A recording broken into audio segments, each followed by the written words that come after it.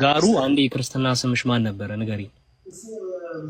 የኔ ክርስትና ስም ላንተ ተቀማለሁ። ይኸውልሽ አንዴ ውሸት እንደ እየዋሸሽ እንዳልነበር ለማወቅ እኔ ራሴን እንትን ላሳይሽ።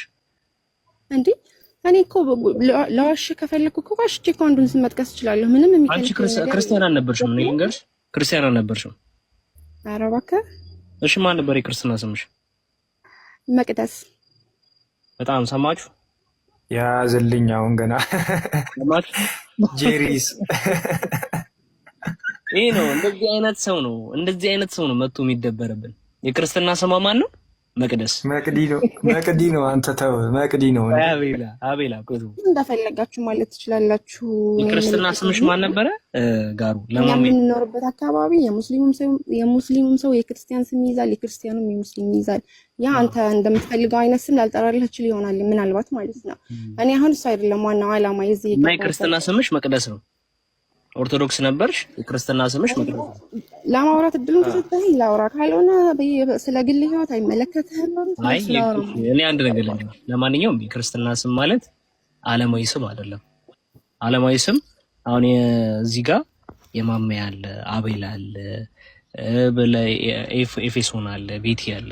የክርስትና ስም ደግሞ የስላሴ ልጅነት በምታገኝ ጊዜ የሚሰጥሽ ስም ነው። ስለዚህ አንቺ አሁን ክርስቲያን አልነበርሽም።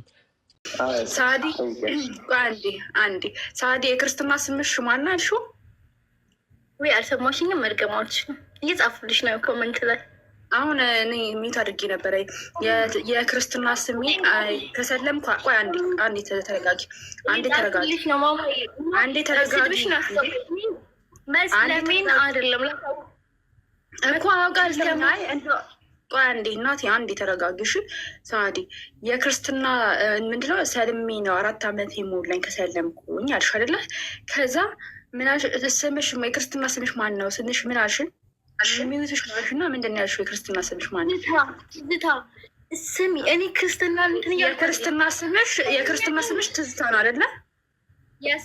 የስ ምን ነው ምንም አይደለም። የክርስትና ስም ትዝታ ተብሎ የሚወጣ ስም የለም እናቴ። ትዝታ የሚባል የክርስትና ስም የለም፣ አይወጣም እንደዚህ ተብሎ። እሺ ለሌላ ጊዜ ስትዋሺ ተዘጋጅተሽ ምናምን እሺ፣ እንደዚህ ጠይቀሽ የቤተክርስቲያን አስተምህሮ ጠይቀሽ ነይ። እሺ ትዝታ የሚባል ስም የለ ልንገርሽ፣ ትዝታ የሚባል ስም የለም። ትዝታ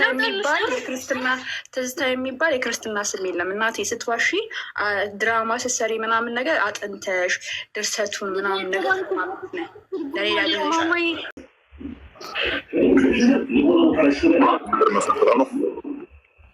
አለው። ቅድም ጀማ የሚባለውን ምንም አያውቅ ሰውዬ የእናንተ ሰው ነው፣ ምንም አድራሻ የለው፣ እስልምናውን የሚገልጽ ነገር ዝም ብሎ ስላወራ ብቻ ምንም ነገር ማንበብ አይችል፣ ምንም ማድረግ አይችል።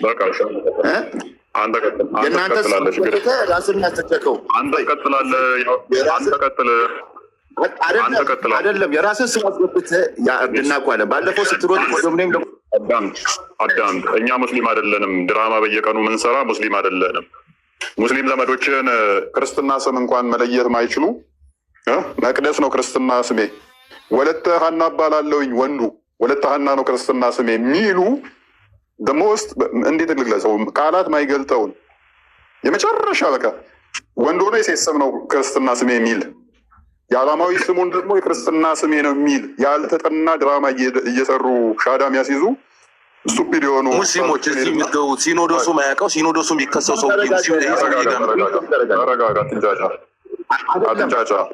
ያ መስራትና ሰዎችን በገንዘብ መግዛት አዳምጥ እባክህ ስለ ጀማ ዋና አዳምጥ።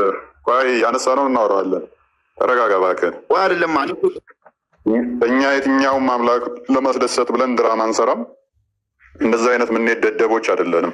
ምክንያቱም ድራማ ሰርቼለት ሰው ቁጥር ጨምሬለት ዋው ብሎ የሚሸልመኝ አምላክ ሳይሆን ያለው ወደ ገሃነም ነው የሚያወርደኝ። ይሄንን አምናለሁ። በሐሰት ዋሽቼ ባገለግል እኔን ወደ ገሃነም እንደሚልከኝ ነው ማውቀው። ሰውየው ከመጣ እንደፈለገው እንቀበለዋለን። ነኝ ያለ መፍቱ ነው። ነህ ብለን ግን ድራማ አንሰራም። እኛ ስቲውፒድ አይደለንም። ምንም የሚጠቅመን ነገር የለም።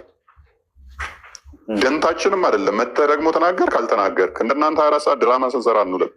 በጣም ኢዚ ያንም ማድረግ በአንድ ሴት በቀን 10 ጊዜ እያሰለሙ ድራማ መስራት በጣም ቀላል ነው። እኛ እንደዚህ አይነት ደደቦች አይደለም። ምክንያቱም አስፈላጊም አይደለም። ስለ ሰዎች ድህነት ነው እንጂ የምንጨነቀው። ከዳነ ሰውየው ከፈለገ ይመስክር እዛው፣ ካልፈለገ ይተወው። ምን አገባን እኛ? የሰውየው ጉዳይ ነው። ብትፈልግና ብትፈልግ ሂድ። እኔ ሙስሊም ክርስቲያን አስገብቼ ከእሱ ጋር የምከራከረው ምን የመጨቃጨቅ አባዜ አለብኝ? ሱስ አለብኝ እንዴ ነው? ወይንስ እንደናንተ ያኔ መቶ ግመሎች ሰጥቶ እንዳሰለማቸው እኛም እንደዛ እንመስላችኋለን? እንደ ነብያችሁ ክርስትናን እስልምናን እንዲቀበሉ እነኛ ድሃ የሆኑትን መቶ ግመል እንደሰጣቸው እኛም እንደዛ ምናደርግ መስሎ ነው? አታስበው። ብትፈልግና ካልፈለግ ሂድ ነው የኛ አስተምህሮ።